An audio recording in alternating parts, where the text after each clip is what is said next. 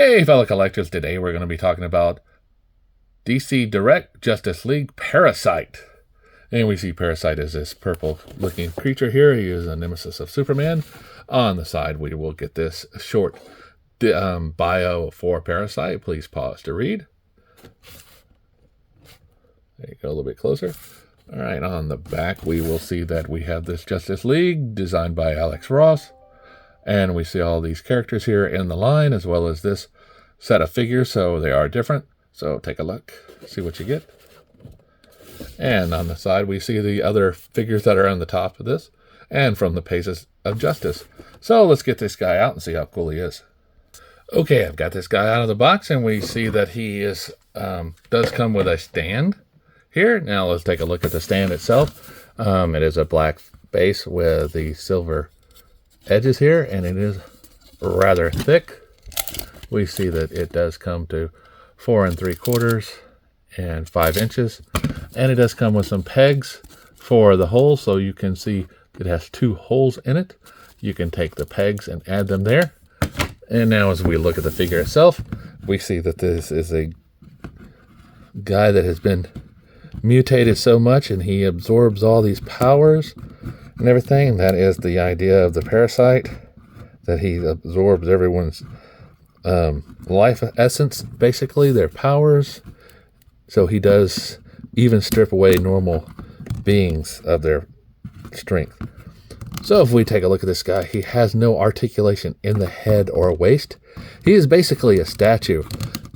So he has some articulation in the arms here, and it is a heavily painted figure. If you look at this guy, you can definitely tell they use some paint on this guy. And he even feels like that. I mean, he feels like he's got paint on there. But it is a great looking figure. And that's the reason why some people buy it. Just because it is just so ghastly and so gruesome.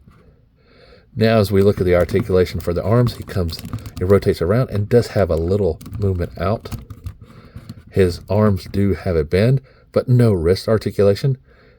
He has no thigh swivels, has a bend at the knee, and no ankle bend. So he can do this with his feet, and that's it. So he needs to have a stand, but he has one hole here, and that is this left leg. So basically you have the choice of standing him up like this. And since my knee here is a little soft, he may not stand that great. Now, however, he is a 7-inch figure, so he will go a long way with Superman. So he can look at his depowered form.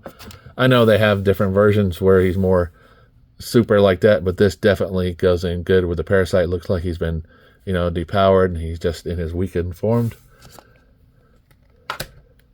So here we are with G.I. Joe and the Marvel Legends for size comparison.